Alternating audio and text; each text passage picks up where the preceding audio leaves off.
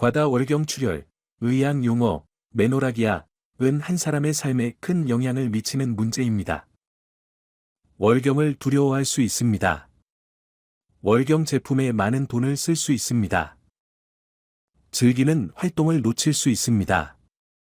빈혈로 인해 피로감을 느낄 수 있습니다.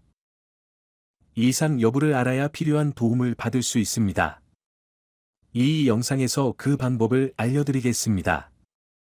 이 영상에서는 4가지 주요 포인트를 다룰 것입니다. 첫 번째로, 정상적인 월경 출혈의 양을 살펴보겠습니다. 두 번째로, 과다 출혈을 확인하기 위해 주의해야 할 7가지 신호를 살펴보겠습니다. 세 번째로, 과다 월경 출혈의 원인을 살펴보겠습니다. 네 번째로, 의사 방문을 준비하는 방법을 안내해 드리겠습니다. 어떤 검사를 요청해야 하는지, 어떤 치료 옵션이 있는지 알게 되실 것입니다.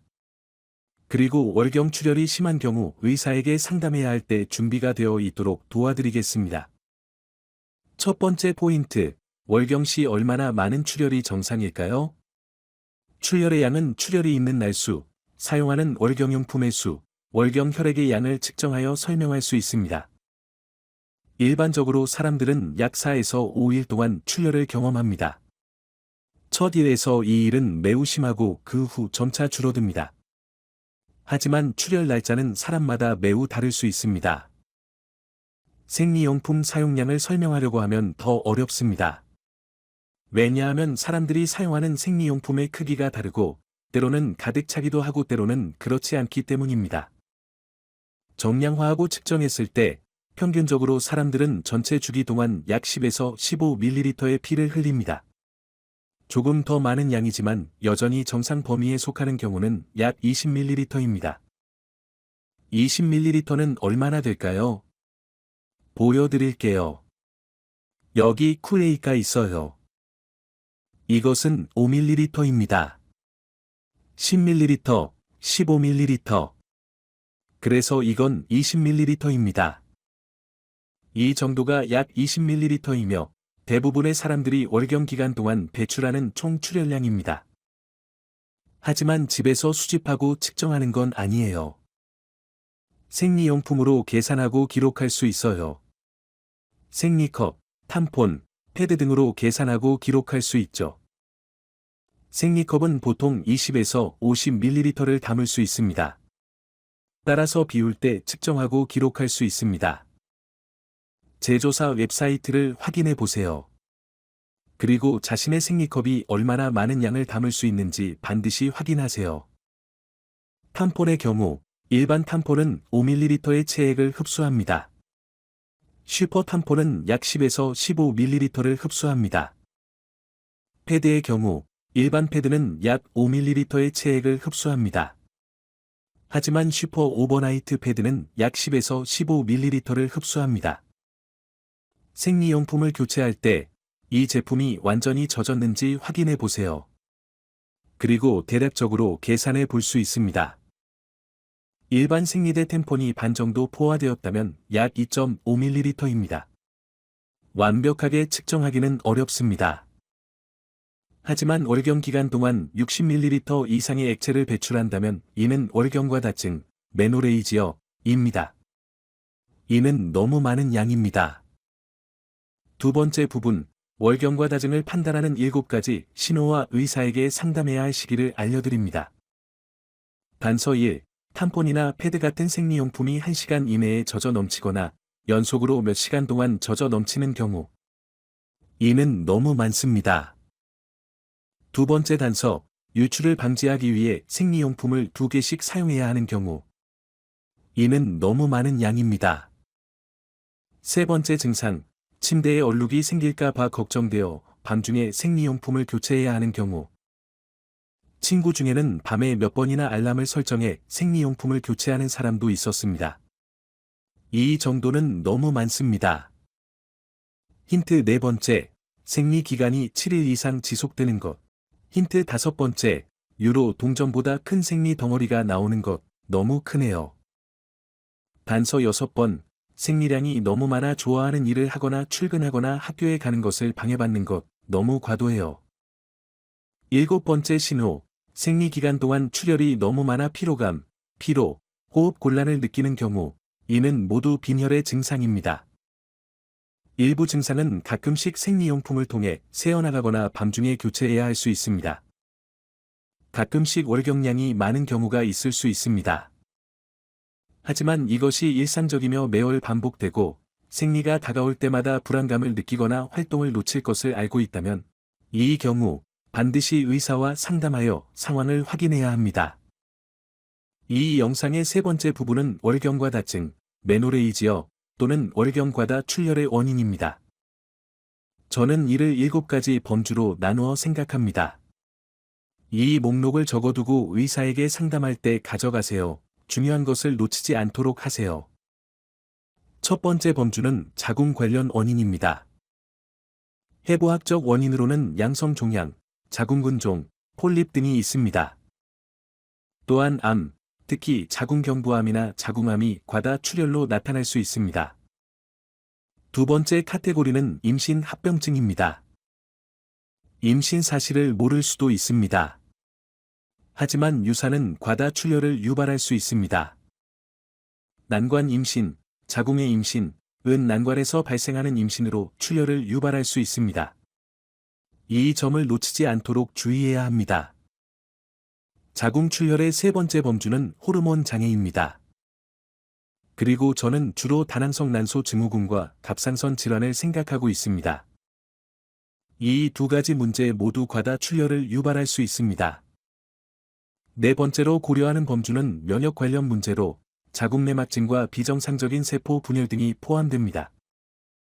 이 질환들은 통증과 불임과 자주 연관되어 있지만 자궁 출혈을 유발할 수도 있습니다. 다섯 번째 범주는 감염입니다. 골반 염증성 질환을 놓치지 않으려고 합니다. 그리고 자궁 감염, 자궁내막염이라고도 도 놓치지 않으려고 합니다. 제가 고려하는 여섯 번째 범주는 신체 다른 부위의 문제나 출혈에 영향을 줄 수 있는 질환입니다. 예를 들어 출혈 장애가 있을 수 있으며 이는 유전적 질환인 폰 빌레브란트 병이나 혈소판 장애일 수 있습니다. 혈소판은 혈액 응고에 매우 중요합니다. 만약 혈소판이 제대로 기능하지 않으면 과도한 출혈로 나타날 수 있습니다. 응고는 매우 중요합니다. 우리 몸은 과도한 출혈을 방지하기 위해 응고와 비응고 사이의 균형을 유지합니다. 간 질환이나 신장 질환으로 인해 이러한 요소가 몸에서 제대로 생성되지 않으면 월경 출혈이 심해질 수 있습니다. 제가 생각하는 7번째 범주는 약물입니다. 아스피린이나 헤파린, 로베녹스와 같은 혈액 희석제는 출혈 위험을 증가시킬 수 있습니다. 또한 일부 화학요법 약물은 출혈 패턴을 변화시킬 수 있습니다. 출혈 위험을 증가시킬 수 있는 보충제도 고려해야 합니다. 블랙코호시, 알로에베라 등이 이에 해당되며 더 많은 보충제가 출혈 위험을 높일 수 있습니다. 의사가 처방할 수 있는 검사는 혈액 검사, 해부학적 검사, 그리고 일부 암 검진 등이 포함될 수 있습니다. 모든 것은 개인의 병력에 따라 다릅니다. 혈액 검사에는 완전 혈구 개수, CBC가 포함될 수 있습니다. 이는 빈혈 여부를 확인하기 위한 혈액 검사입니다. 철분 수치를 확인하여 빈혈의 원인이 철분 부족 때문인지 확인할 수 있습니다. 의사는 혈액 응고 장애 검사를 진행할 수 있습니다. 갑상선 기능 검사를 할 수도 있으며 다낭성 난소 증후군, PCOS 검사를 진행할 수도 있습니다. 다른 종류의 검사로 해부학적 구조를 확인하는 것이 있습니다. 자궁근종이나 폴립이 과다 출혈을 유발할 수 있다는 점을 언급했듯이 골반 초음파 검사를 진행할 수 있습니다. 염수 주입 초음파나 자궁난관 조영술과 같은 검사를 진행할 수도 있습니다. 이 모든 검사는 자궁 내관과 자궁의 외부 형태를 확인하여 과다 출혈의 원인이 해부학적 문제인지 확인하는 방법입니다. 또한 암 검진을 위해 검사를 진행할 수 있습니다. 자궁경부세포 검사를 통해 이상세포를 확인할 수 있습니다. 또한 자궁 내막 생검을 진행할 수 있습니다. 이 검사는 자궁 내강에서 샘플을 채취해 자궁 내 이상세포가 있는지 확인하는 것입니다. 따라서 의사가 추천하는 검사 내용과 그 이유를 반드시 확인하세요. 만약 의사가 처방하지 않은 검사가 있다면 왜 그 검사를 하지 않는지 명확히 설명을 요청하세요. 검진 전 준비로 할 수 있는 사항으로는 월경 주기를 기록하는 것이 있습니다. 출혈 기간뿐 아니라 출혈 시기와 사용한 생리용품의 양도 기록해 두세요. 제가 제공한 정보를 바탕으로 출혈량을 실제로 측정해 보는 것도 도움이 될 수 있습니다. 의사에게 진료를 받으러 갈 때 복용 중인 모든 약물과 보조제 목록을 반드시 가져가세요. 우리는 출혈 위험을 증가시킬 수 있는 몇 가지 보조제에 대해 논의했습니다. 블랙코오시, 알로에베라, 그리고 브로멜라인이라는 물질입니다. 브로멜라인은 파인애플의 중심부에 함유된 항염증 물질입니다. 일부 사람들은 착상 단계의 파인애플 심을 섭취하여 배아 착상 확률을 높이기 위해 시도하기도 합니다. 이에 대한 확실한 증거는 없지만 특히 보충제로 브로멜라인을 많이 복용하는 경우 월경 시 출혈 위험이 증가할 수 있습니다. 은행나무, 페누그리. 실제로 출혈 위험을 증가시킬 수 있는 여러 보충제가 있습니다.